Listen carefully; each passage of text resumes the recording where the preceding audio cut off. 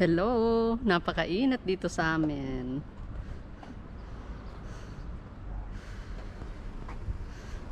Lumabas lang kami para mamili.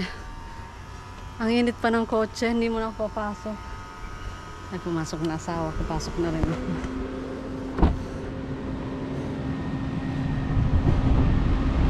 Ha, init.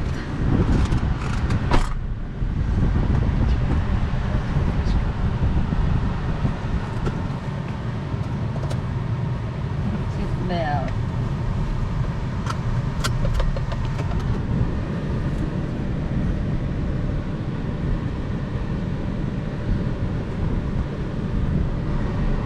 Ang sabi sa amin sa Bicol, pag ganyang kainit, nag-aarik-arik sa init.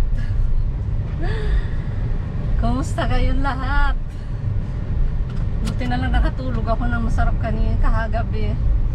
Nagbukas kami ng aircon. First time ngayong summer. First na bukas namin ng aircon ay kagabi. Talagang hindi ko na kaya. Kahit may electric fan, sabi ko kailangan mapalamig ng konti yung bahay. Tapos humiga na ako. Yung asawa ka nanonood pa siya ng TV. Sabi ko, bago ka matulog, i-off mo na yung aircon. Sabi niya kung okay lang daw sa akin. Oo, sabi ko dahil ang purpose naman ng aircon, lumamig yung lugar. Pag sarado naman lahat ng pinto at bintana, di ba, makukulob yung lamig. Kaya okay lang na, i-off na. Then electric fan na lang pag napalamig mo na yung bahay. Ganun lang naman.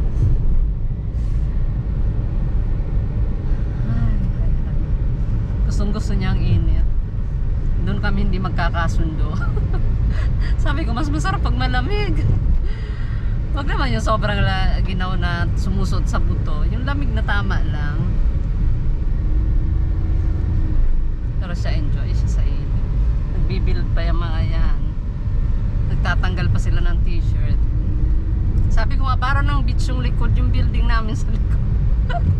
May may mga nakita akong lalaking nakaano sila, underwear lang sa balkon. Siyempre pag ganun papasok ka uli. Pagkakita mong ganun, no, tapos biglang pasok ka uli, siyempre mag-observe ka.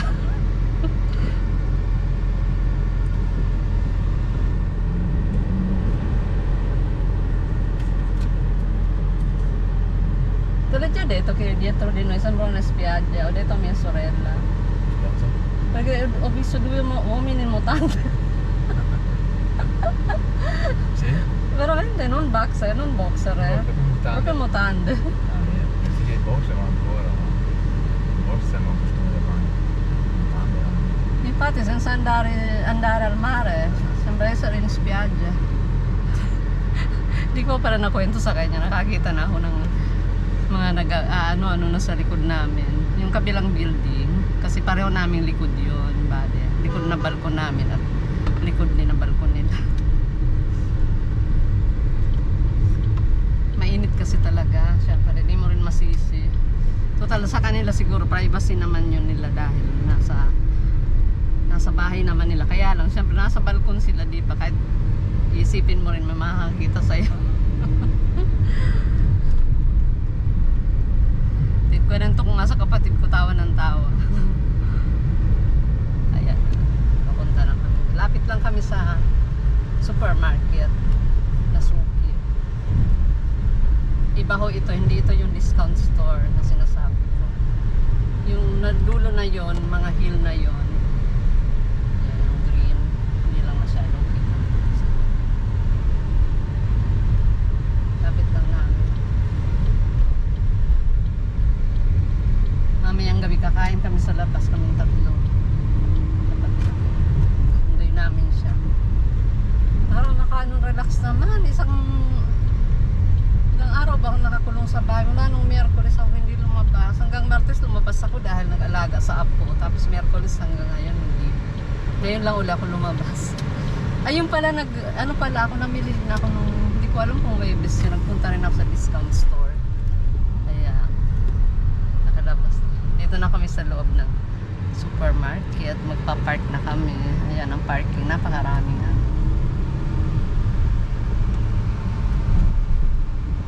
marami pang posto di parqueggio. Saka nasa ilalim. At least hindi mabibilad sa araw.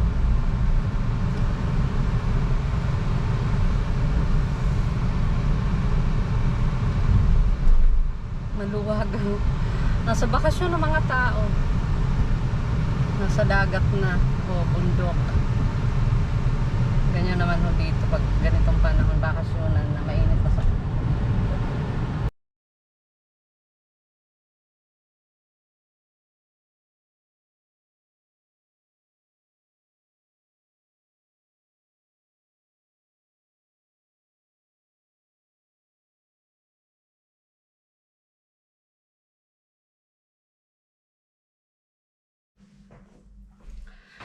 Nakarating na kami sa bahay kaya ipi-freezer ko agad yung mga frozen foods na binili namin, frozen goods.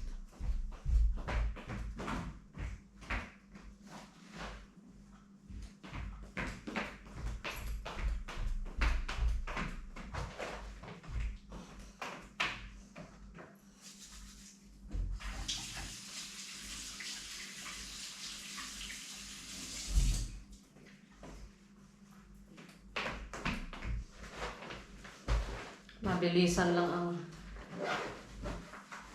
pag may frozen at mga ganitong mga presko, dapat freezer kagad. Nagdala pa ako ng thermo bag. Nakabili kami ng costina, ang tawag dito, costilla sa atin, ribs. Freezer ko na kagad. Freezer ko ba o kung bukas anong kakainin namin.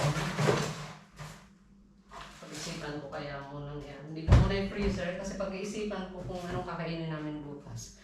Anyway, re-ref ko na ito. Ito ay cheese, melon.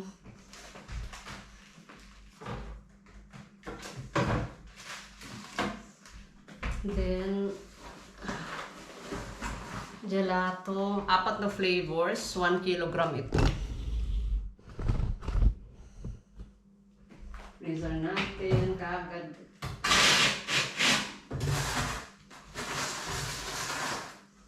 Ano pa bang dapat i-freezer? Ay, ito pala. Yung natawag dito, green peas. Frozen. Masarap ito. Product ng Findus. Gelato pala kami. Hindi na pasta. Then, ayun, dapat kong i-freezer pala ito.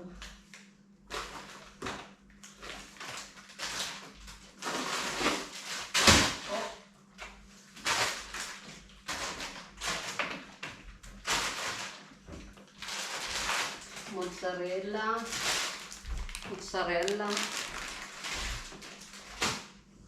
Sistema kong mabuti ito sa freezer. Hindi kasi kasya. Dapat ay mataktika tayo. Ilalim ko sa yelo. May ice tray dito.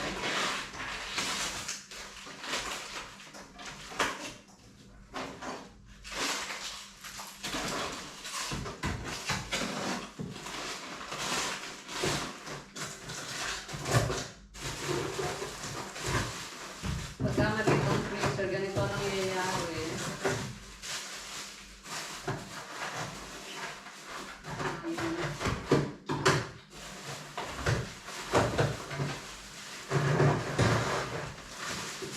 Kailangan may ito sistemang mabuti.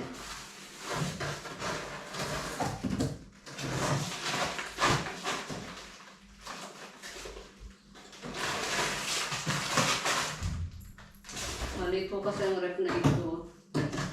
Hindi amin ito. So may-ari itong ref. Ayaw na ayos ko. Babaan mo. Hindi ko na ito i-freezer. Ginamit ko itong frozen bottle ng tubig para ilagay dito sa thermo bag. Para may yung mga malamig namin binili mga frozen dito po para hindi agad mawala yung lamig tsaka yung hindi ma-defrost.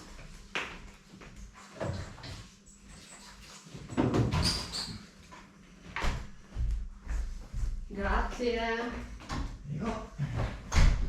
Ay, pawakang halaman. Ay. Muntik nang maputol yung halaman na binili. Napaka-common nito sa Pilipinas. Marami kami nito nung araw. Dito binibili pa. Siguro sa atin hinihingi lang, pinamimigay na lang. Sa kapitbahay marami. May ibang kulay, may puti, may pink, diba? May yellow pa yan. Pabili kami ng pakuan. Ayaw na namin bumili ng buong pakuan. Kasi minsan hindi mo alam kung ano nasa loob. Kung matamis o hindi, o baka overripe o ano. So mas mabuti na yung bukas na. Makikita mo yung mapula. Nakapili ka. Mas mahal pero worth naman.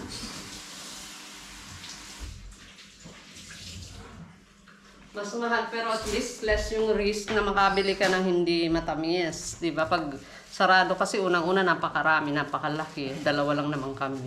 Tapos ayaw niya pa, ako lang kakain. Kasi baka ma-overripe na nga ito. Babi, minsan kumakain din siya. Pag nakita niya ako, konti lang ang kinakain niya ganito. Ayaw niya talaga ng pakwan masyado.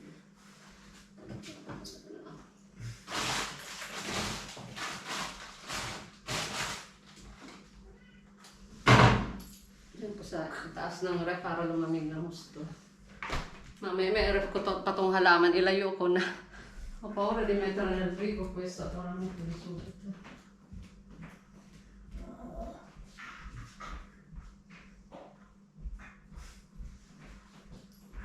Diyan po, ano ito na? Yogurt. Cosa vuoi fare? Portare l'immondizia, non ti portare giù. Ah, è vero? Aspetta, preparo subito, tanto. Tuloy ang paglalabas ng mga groceries. Inayos ko muna yung mga dapat itapon kasi bago siya magbihis, tsaka hindi na rin siguro siya magbibihis nga pala dahil lalabas din kami ulit mamaya dahil kakain kami sa labas, susundin niya kapatid ko. Pero dito mas malapit sa amin yung kainan, kaya lang yung kapatid ko medyo malayo dito sa parte namin. Kami ang mas ano. Anyway, inayos ko yung mga dapat itapon, yung mga basura. Sinasegregate kasi namin ang basura dito. Sabi niya bababa agad siya para itapon. Kaya nag-post muna. Tuloy ko yung pag-niligpit ng mga pinamili. Yogurt. Hindi ko na muna sabihin mga presyo dahil wala na oras. Kasi mainit nga. Baka masira ito kung tatagalan ko pa sa labas ng ref. Dapat i-ref agad dito. Ganito mga yogurt dito, merong nakapili kayo ng flavors. Merong mga flavor ay mga fresh fruits, meron namang mga creamy, like parang mga flavors na ng ice cream. May mga ganun din. Gustong gusto niya yun. Kaya lang ngayon, wala kaming nakitang ganun. So, ito nang binili niya. Naka-promo din ito. Pag naman namili kayo sa supermarket dito, basta may mga naka-promo, yun ang bilhin nyo. Less pa rin ang gastos kaysa dun sa talagang full price. Yun, may cherries, may lemon, may peach, may strawberries. Ano pa ba? 4 na flavors. Oo nga.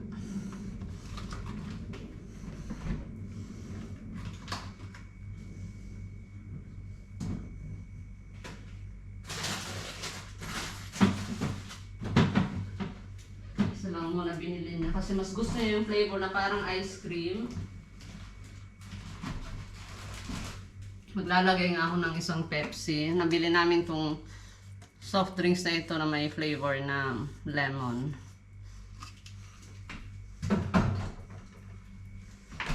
Then, bumili kami ng coffee. Di ba sabi ko wala na. Ubus na. Paubos na. Isang dose na lang siguro to. Hindi ko na muna bubuksan yung bago para fresh. Nakita rin namin naka-promo din ito, oferta. Tawag dito. Masarap din yung brand na ito. Pero madalas binibili namin Lavazza. Pero kung meron ito, okay rin. Splendid. Yun natin dito. Dahil malapit na naman itong buksan.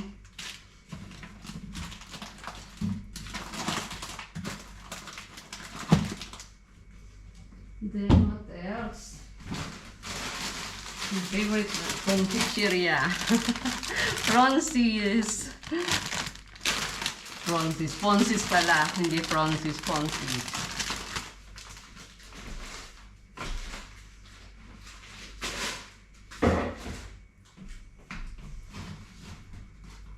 Naka-offer din itong cooking oil. Magandang brand ito, pamprito. Maubos na kasi yung meron ako dito, yung isang ibang brand, pero masarap din. Potatoes. Kung gusto ko mag-french fries, pinipili ko yung mahaba para masarap, pwedeng gawing french fries. Pero ito halo-halo, mayroong mga bilog. Masarap din sa corned beef o kung ano mga menu-menudong ganyan. Sa labas ito, basta ito hindi namin to pinapaarawan. Hindi dapat ng sunlight kasi magiging green. Doon yata nagpo-form yung parang nakakalaso na. Tapos di ba tumutubo ito pagka na-expose sa sunlight. So kailangan takpan. Kahit sa labas ko ilagay.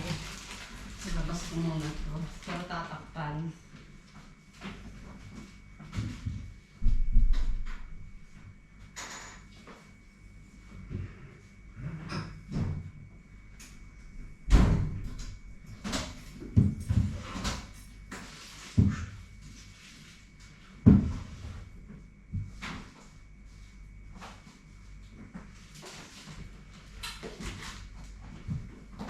Dai amore. Grazie. Però ho preparato ancora il sacchetto. Sì, tanto va ancora bene per le bottiglie.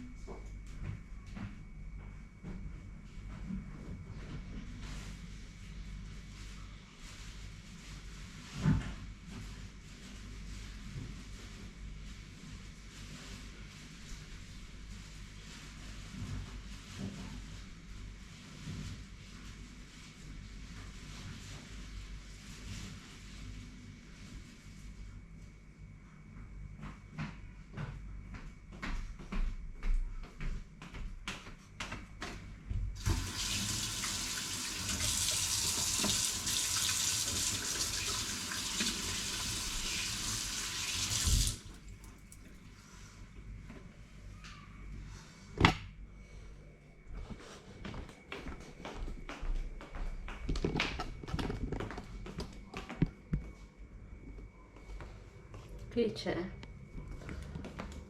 Ay, ilagay ko muna sa labas tong halaman. Tapos bukas ko na ito transplant o sa Lunes na.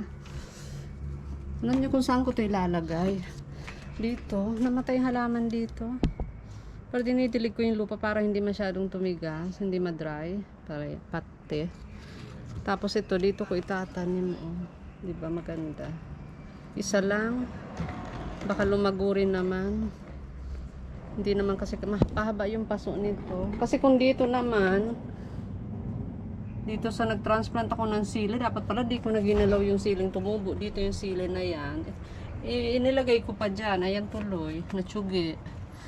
Sana hinayaan ko na lang.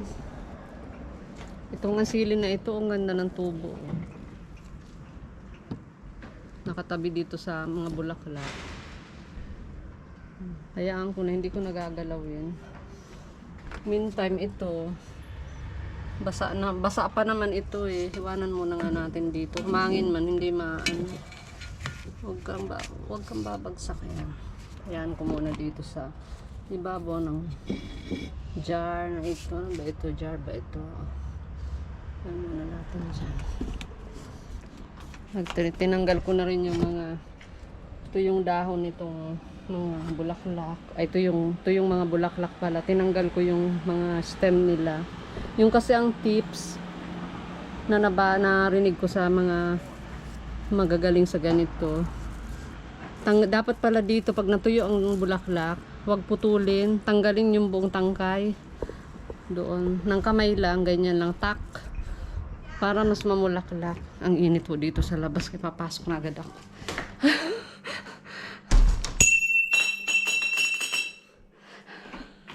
Nakakalas tong ano. No, niente, cade sempre questa roba. Perché non so se ho perso quella gomma sotto, se c'era o proprio non c'era. È strano che non c'è. Dovrebbe avere un tipo così, no? Non mi sembra che c'era, sai? Ah, proprio così dici. Mi sembra così, perché quello non deve appoggiare. Perché poi ci sono le gambette lì. Dove c'è?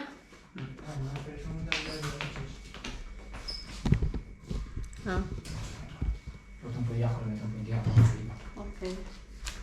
Togliamo finalmente. Mamaya na lang ulit.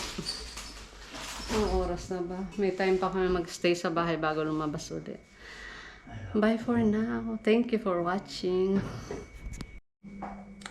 On the go na naman. Ready na naman kami lumabas.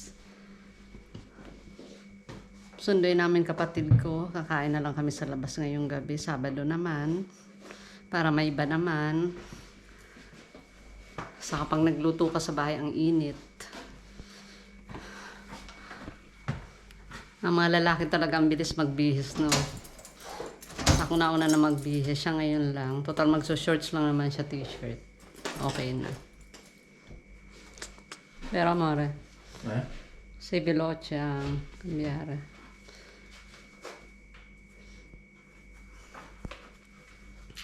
No, dicevo, gli uomini sono molto più veloci di noi donne, a cambiarsi.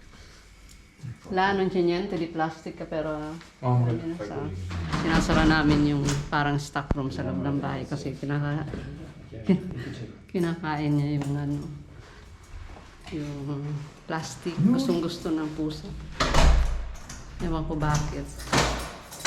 Naniniga bago ako dito sa stick. Sa hawakan, ang gaan. Ito kasi yung walang stand. Stand by me.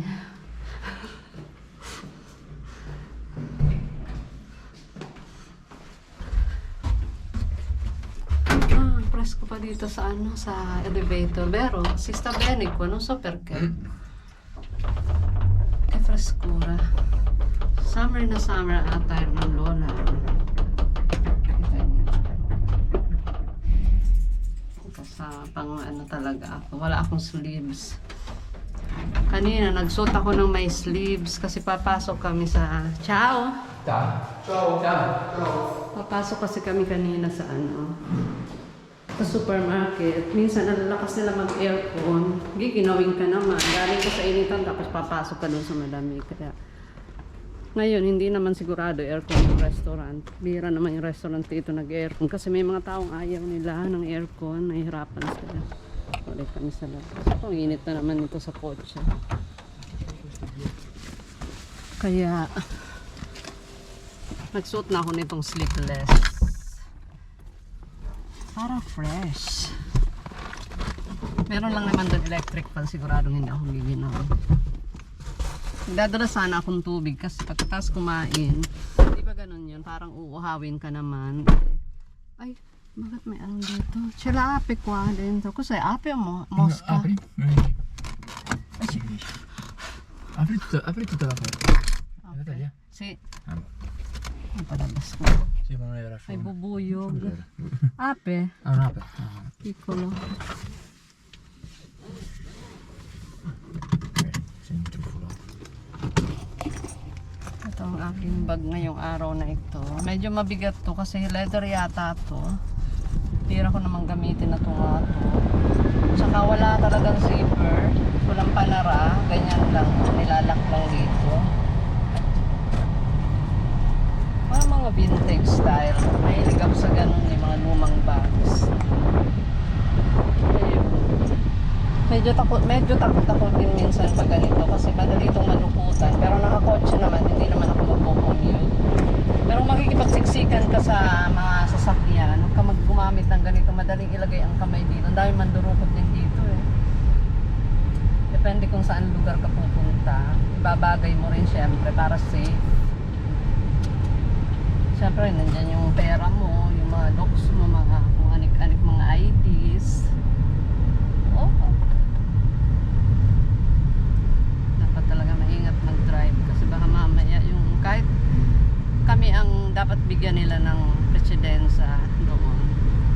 Right of way. Right of way.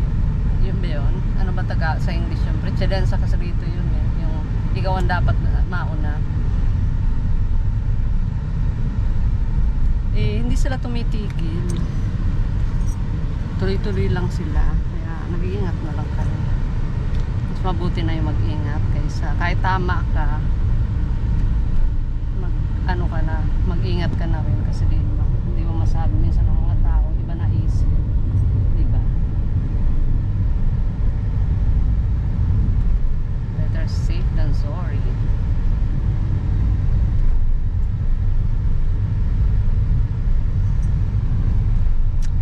$18.17 dito, pupunta kami doon. Siguro mga wala pang 10 minutes ando na kami. Ay, vero. Ay, sì. Sta andando lì adesso. Di sicuro, hai ragione. Ce n'erano tantissimi. 500.000 per tanto. Sì, sono tante. Ang presko ng suot ko. Dati ko pandamit. This year, parang ayoko nang ilagay talaga lahat ng pan-summer ko sa, alam nyo yun, yung magpapalit ka na naman ng mga damit mo. Marami na akong tinanggal na pang winter, yung talagang mga makakapal, tsaka mainit sa katawan. Tapos na nandun yung mga pang spring, yung mahahaba, long sleeves, tapos may konting mga short sleeves pang summer. Kaya lang, siyempre sa dami ng mga pang summer natin, parang ayoko nang ilagay lahat sa, pupunin ko na yung aparador, tapos aalisin mo na naman pagdating ng taglamig. Ang ginawa ko, iniwan ko na lang kung saan nakalagay, tapos kinukuha ko na pa isa-isa yung mga gusto kong isuot. Kasi ang nangyayari, ilalagay mo lahat, tapos di mo naman lahat isusuot, di ba? Pipiliin mo lang yung mga gusto mo. Tapos yun ang susuot mo madalas, tapos yung iba di mo naman nasuot, nilagay mo lang. So, it's useless. Mahirapan lang ako ng palit-palit ng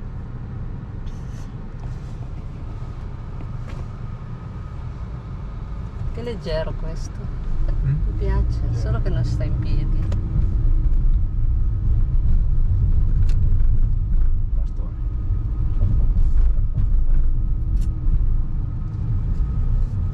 Dati sana ako ng tubig na frozen kasi pagkatas namin baka mauhaw ka. Yun pala yung sinasabi kanina, nakat.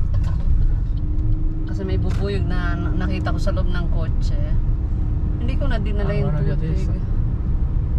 Sa Cisarana ito. Vanno via adesso, visto il pullman andava via adesso, non mi sa, non Vero. capito. Ecco.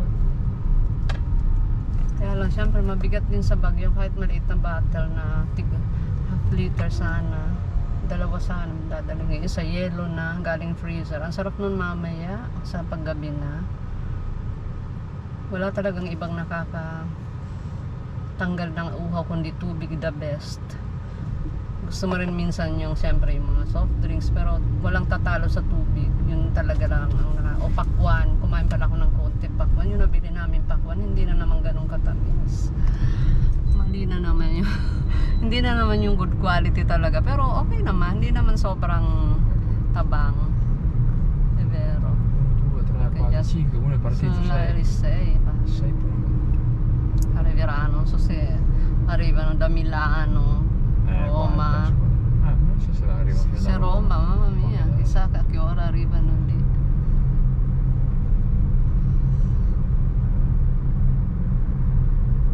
Bukas gusto kong maglakad sa umaga.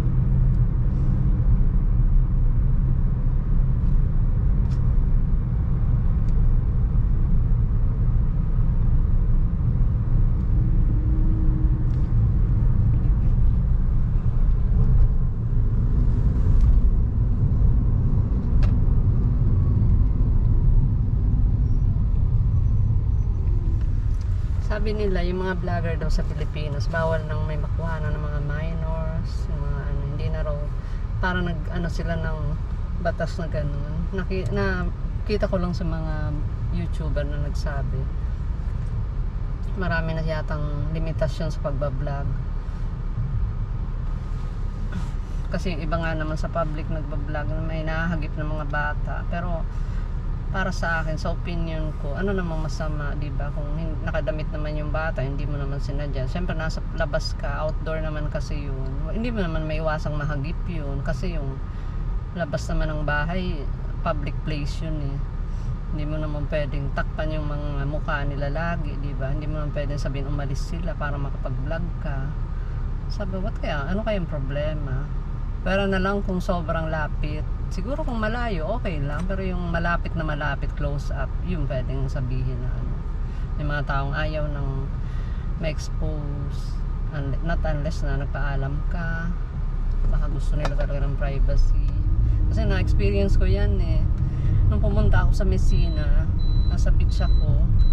Tapos, kakaunti lang kami doon. Siyempre, pang ano yun, parang pang rich na beach yun na parang medyo private. Private in a sense na hindi naman yung napakaraming tao. Medyo konti lang ang tao kasi merong restaurant taso yun. Hindi naman siyang kinukunan ko. May babaeng nakatayo, nagbibilad. Ano siya. Tapos ang kinukunan ko yung parating sa view sa likod niya. Tapos nagsabi siyang sinenyasan niya kung wag daw. Hindi na. Pero wala, hindi naman siya. Nataon lang. Hindi ko naman siya pwedeng, akala niya naman siya ang kinukunan ko siguro. Hindi naman siya. Ba't ko naman siya kukunan in the first place? Hindi ko nga napansin na nakatayo siya doon. Pero syempre, wala kang magagawa pag ganun iwas na lang sa ako na lang ang nag-adjust pagkatapos nun. Saka ko na lang kinunan nung wala na siya. Pero ang ibang beaches dito wala namang problema sa kanila dito sa northern part. Southern part kasi yun malayo kaya medyo iba ang mentalidad ng tao doon. No offense man sa mga taga ron, pero iba sila. Parang mas conservative siguro sila. Dito kasi wala naman pag kahit mag-vlog ka dyan sa beaches dito sa northern part, legally yung mga ganun, wala naman silang sinasabi. Sa dami ba naman ng vlogger ngayon? May mga nagpipicture, selfie dyan. Hindi mo naman ilalapit talaga yung camera mo sa mukha nila, di ba? Malalayo naman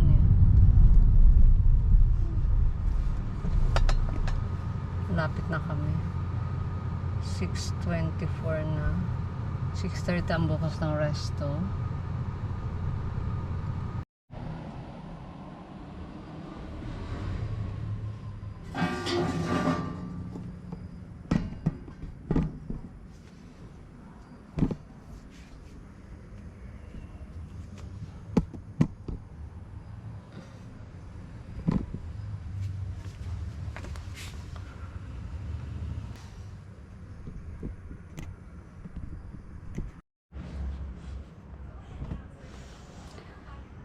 Hi! Galing na kami sa labas. Tapos na kaming kumain. Mag-aalas 10 na ng gabi rito.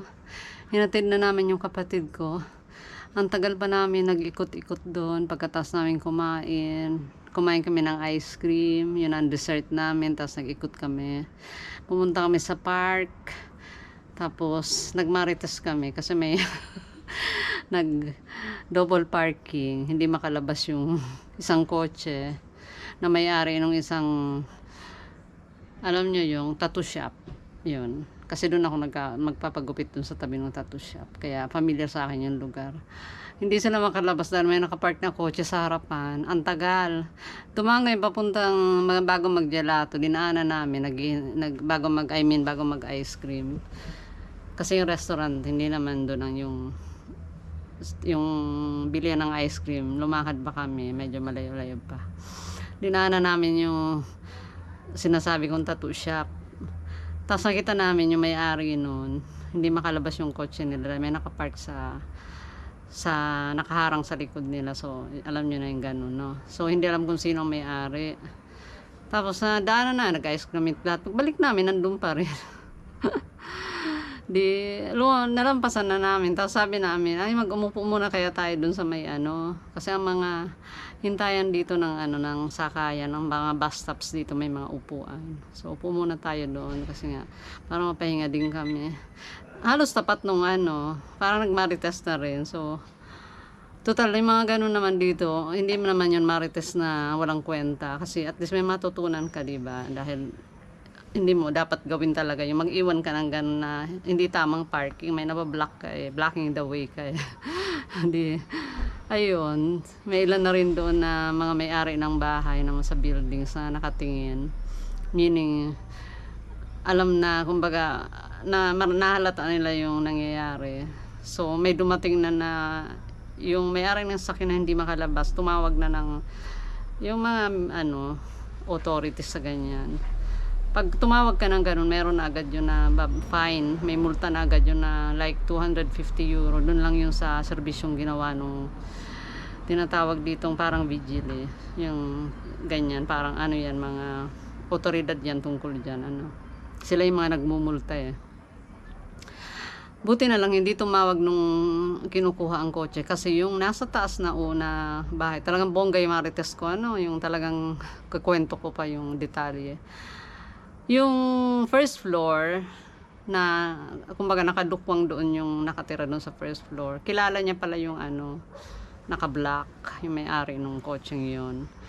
Sabi niya darating na daw, tinawagan niya. Hindi lang namin alam ang detalye kung tinawagan niya dahil nahanap niya yung may-ari o kamag-anak niya, whatever. For whatever reason, anyway, natawagan niya.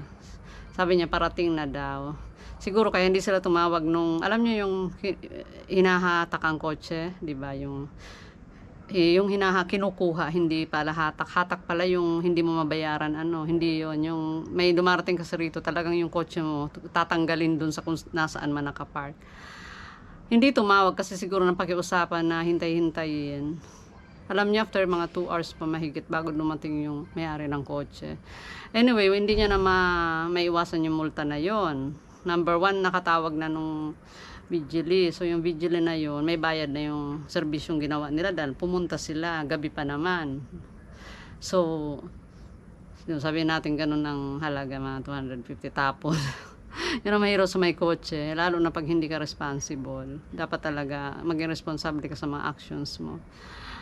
Lalo na ngayon sa panahon na ito, mahigpit na rito. Hindi lang basta magbayad, okay na may mga pipilapan ka pang mga forms. Ganon na dito ang patakaran. May mga nabago na nag-level up na yung komplikasyon. Dito nga ako, upo ako. Para masarap, bongga. Maskito pa pala ako eh. Mas bonggacious ang chikalu. Anyway, kami naman disimulado. Kaupo kami dun sa ano, sa bus stop, no. Tatawa ako. Sabi ko, ito talaga, sabi ko sa kapatid ko, ito talaga 100% na marites. Pero hindi naman sa buhay ng may buhay, no. Anyway, yung asawa ko naman, game naman yan sa mga tawanan na ganyan. So, ang nakakatawa, sayang nga, sabi ko, ito nang pagkakataong kong sumikat, sabi ko. Dahil pag ito na vlog ko to, baka mag-viral, sabi ko. Kasi habang naghihintay yung dalawang babae pa naman yung dalawang dumating na otoridad. Meron na sila mga binaparang sasakyan nag-overspeeding kasi di ba yung oras ng kain, Sabado pa naman ngayon. Marami diyan pag kumakain nagwo-wine, gaya kung mahilig ako mag-wine, pero hindi man magda-drive pagkatapos no. Iba yung kakain ka, magiinom ka tapos magda-drive ka. Problema 'yun pag nahuli ka. Yung iba hindi aware, hindi na nahalata na may nakapark na sasakyan ng mga vigili. Na-stop sila, dinamultan sila, dalawang naharang. So sabi ko nga, itong dalawang ito, talaga nagtatrabaho dahil nandun lang sila para dun sa problema nung na-block na kotse doon. Pero nagtrabaho na rin sila. Dalawang naharang nila, tapos na dun sa galing sa isang direksyon, dalawang yung pareho yun. Tapos sa kabilang direksyon naman, alam nyo, doppio senso dahil doppio senso, I mean, two-way yung via na yun, yung street na yun, malaki yung street na yun, malapad. Meron naman pa sa kabilang side naman na dumating, mabilis din, pinara din nila. Tapos halos sa tapat namin talaga. Biglang pagtigil nung andal, pinara, talagang hindi mo pwedeng ignore yun pag pinara ka ng mga otoridad. So tumigil, nagpark, bumaba yung babae, galit na galit at dahil yung pala, yung babaeng bumaba, hindi siyang nagdadrive, yung lalaki. Nag-aaway yung dalawa. So, bumaba siya, nagmumura siya, sinasabi niya dun sa sa vigil na yun, na yung minumura niya yung lalaki, yung kasama niya, hindi namin alam, boyfriend o asawa, minumura niya, parang sabi niya pa, yun yung yan, siya ng masalitang hindi maganda dito, parang sa salita natin yung that .so ba, .f, gano'n. Anuhin nyo yan, parang gusto niya pang ipaulit. Umalis na siya, tuloy-tuloy siya, walang lingon-lingon. Galit na galit siya dun sa kasama niya. Anyway, siyempre namultahan yung lalaki dahil siya naman nagdadrive. Yung babae, wala namang ano talaga, wala silang pwedeng imulta dun dahil nakaupo yun sa tabi nung nagdadrive. So yun, mamaya dumating na yung yung may-ari nung naka-block. Balik tayo dun sa pinagsimula ng problema. So yun, nag-usap-usap na siya. Ang init sa labas, sabi ko. Sabi namin tayo na, uwi tayo, tapos na yung malabas. Sabi ko, sayang pwede ko lang itong i-record. Baka ko maganda itong yan. Kaya lang syempre, hindi magandang biro yung gawin yung ganun dahil unang-una na mga autoridad yun. Tapos, hindi magandang makuhanan mo yung mga plaka ng mga sasakyan na yun, yung mga tao na involved. Yung ilan yun, 3 yung pinara niyang yung minulta nila bukod pa dun sa naka-block nung parking nung nagre-reklamo yung tumawag sa kanila.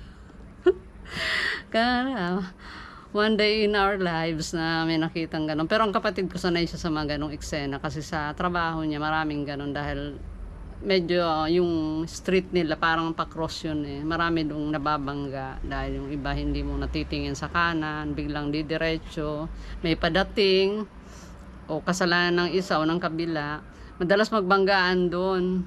Kumbaga yun eh, parang blind corner yung parteng yun.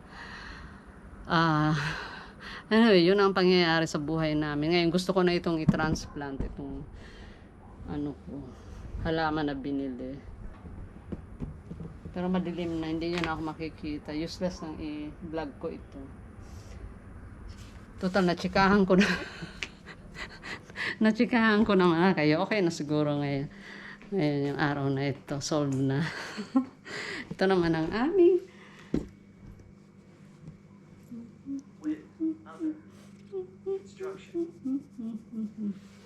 Ito nga pala, binili ko ito. Alam niyo ba, gusto ko itong